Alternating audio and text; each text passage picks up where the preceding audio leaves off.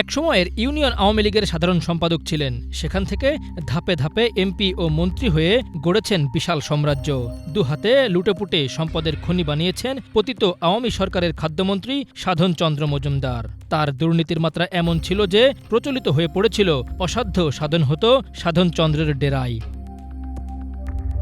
সাধনচন্দ্র মজুমদার ছিলেন স্বৈরাচার হাসিনা সরকারের ৫.৫ বছরের খাদ্যমন্ত্রী। টানা ৪ বার তিনি হয়েছেন এমপি। গেল ১৫.৫ বছর সাধনের জমানা ছিল অরাজকতায় ভরা। ক্ষমতাকে তিনি মনে করতেন জাদুর কাঠি। সেই জাদুর কাঠির ছোঁয়ায় পরিবারের সবাই মিলে গড়ে তোলেন দুর্নীতির দুর্গ ও দুর্ভেদ্য এক সিন্ডিকেট। তার আর্থিক অবস্থা খুব শোচনীয় ছিল, এমনকি বাইক মোটরসাইকেল পর্যন্ত ছিল না। উনি বাইসাইকেলে চলাফেরা করতেন।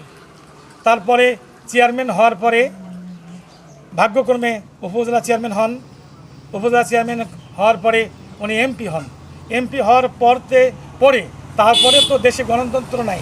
পরপর দুবার উনি ভোট কারচুপি এবং ভোট ডাকাতি করে এমপি হয়েছেন, জনগণ ভোট দেন নাই। কিন্তু এমপি হওয়ার পর, মন্ত্রী হওয়ার পর দেখা যায় সে এখন হাজার হাজার কোটি টাকার মালিক। তার নিজের গাড়ি, তার ভাইয়ের গাড়ি, তার 4 মেয়ের 4টা গাড়ি। গত শীতে যখন নওগাঁতে হাড় কাঁপানো শীত ছিল, সেই সময় আমি একটা মানবিক দৃষ্টিকোণ থেকে একটা নিউজ করি। নিউজটা হচ্ছে এরকম, একটা শিক্ষা প্রতিষ্ঠানে শ্রেণীকক্ষের অভাব ছিল। তো খোলা ময়দানে পলিথিন মোড়ানো একটি কক্ষ তারা নির্মাণ করে সেখানে পাঠ্যদান কর্মসূচি চালাচ্ছিলেন। তো এই নিউজটা আমি মানবিক দৃষ্টিকোণ থেকে যখন প্রকাশ করি একটা পত্রিকাতে, সেই সময় সাবেক খাদ্যমন্ত্রী সাধন চন্দ্র মজুমদার, তার বিভিন্ন লোকজন আমাকে হুমকি ধামকি দেয়। পাশাপাশি আমার সেই পত্রিকার সম্পাদককে অফিসে ফোন দিয়ে বা বিভিন্নভাবে আমার পত্রিকাটা আমার থেকে ছিনিয়ে নেয়। এর পরিবর্তে আমি আর সেভাবে নিউজ করে এগিয়ে যেতে পারিনি। নওগাঁর নিয়ামতপুরের হাজিনগর ইউনিয়ন আওয়ামী লীগের সাধারণ সম্পাদক হিসেবে রাজনীতির পথ চলা শুরু। পরে আর পেছনে ফিরে তাকাতে হয়নি তাকে। অনুসন্ধানে জানা গেছে সাধনের অপকর্মের সমন্বয় করতেন ভাতিজা রাজেশ। সঙ্গে ছিলেন মন্ত্রীর একান্ত সচিব সাধন চন্দ্রের বড় জামাতা ও মাগুরার সাবেক ডিসি আবু নাসের বেগ এবং মন্ত্রীর এপিএসের দায়িত্বে থাকা ছোট মেয়ে তৃণা মজুমদার। টাকার বিনিময়ে দপ্তরের যে কোনো পদায়ন, বদলি, বরাদ্দ সবকিছু মন্ত্রণালয়ে বসেই সামলাতেন তারা। খাদ্যমন্ত্রী হওয়ার পর এলাকায় একতন্ত্রী শাসক হয়ে ওঠেন সাধন। পুকুর বা বড় জলাশয় দখল নিয়ে মাছ চাষ ছিল সিন্ডিকেটের অন্যরকম নেশা। সাধন চন্দ্রের নির্বাচনী এলাকার 3 উপজেলায় অন্তত 6,000 জলাধার। এর মধ্যে 4,500 জলাশয়ে ছিল সাধনদের কবজায়। তাদের এমন পুকুর চুরি এখনও অনেককে কাঁদায়। 3 থানার যত বড় বড় পুকুর রয়েছে, সকল পুকুর নিজের নিয়ন্ত্রণে নিয়ে হাজার হাজার লোককে বঞ্চিত করে, তার আয় থেকে, উপার্জন থেকে, তার ভাইকে যেগুলো পরিচালনা করে লক্ষ লক্ষ কোটি কোটি টাকা আত্মসাৎ করেছে। স্কুল, কলেজ, মাদ্রাসা, শিক্ষক নিয়োগ, আয়া নিয়োগ, দপ্তরে নিয়োগ বা অন্যান্য কর্মকর্তা কর্মচারী নিয়োগের অনুকূলে লক্ষ লক্ষ কোটি কোটি টাকা তার ছোট ভাই মনোরঞ্জন মজুমদারকে দিয়ে আয় করেছেন। এখন এই পুকুরটা মনে করে 120-30 বিঘা হবে। 16, 17, 18 বছর ধরে ওই আমলিগের নেতারাই সব লুটপাট করে খাচ্ছে, খাইয়ে চলে যাচ্ছে। এখন মন্ত্রীরও ভাগে আছে নাকি ভিতর ভিতর কে করবে। তারপরে ডাকতে গেলে কয় যে মোফাজ্জলের জন্য দেওয়া 1 লাখ, অকজনে দেওয়া 2 লাখ, এইভাবে খায়। এখন আমাদেরকে কারো ওরা 16-17 বছর ধরে কাউকে পজিশন দেয় না। আমাদের এই ডিগিট হলো 120 থেকে 22 বিঘা।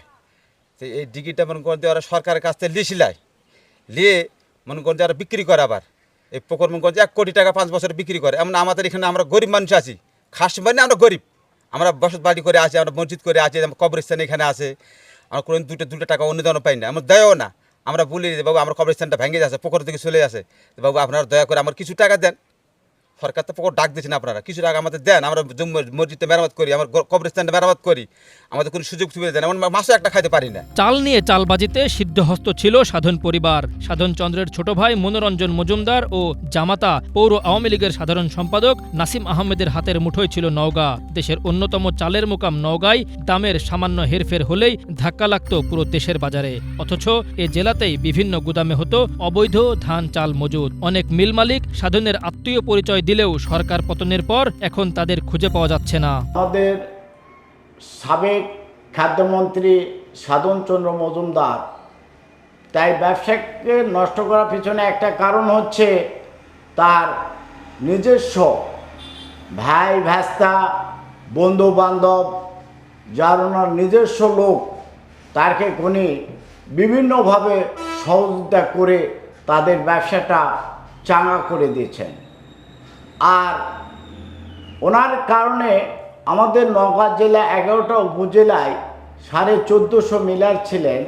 এই মিলারদের মধ্যে 1100 মিলার দেউলিয়া হয়ে গেছে শুধু সাবেক মন্ত্রী সাধনচন্দ্র খাদ্যমন্ত্রীর কারণে। আগে ছিল না, 10 বছরের মধ্যে আমাদের রাজনীতির প্রভাবে একটু বরাদ্দগুলো ওদের কাছে চলে যেত, ওদের পরিমাণ বেশি দিত, আমাদের একটু নামসাম দেখে লাইসেন্সগুলো রিনিউয়াল করার ক্ষেত্রে আমাদের একটু দিত।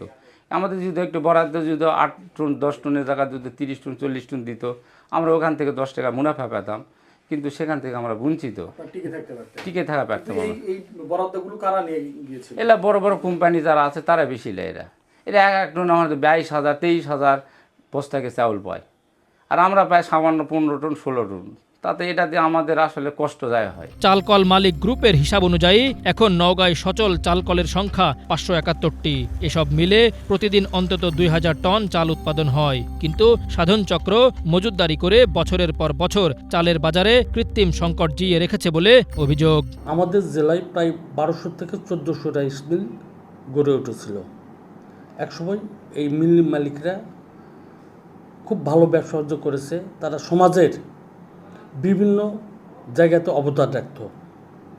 কিন্তু দুঃখজনক হলো সত্য, বিগত সময়গুলোতে আমাদের দেশে এই হাস্কিং মিলের পরিবর্তে অটোমেটিক এবং সর্বশেষ কর্পোরেট ব্যবসাগুলো চলে আসে।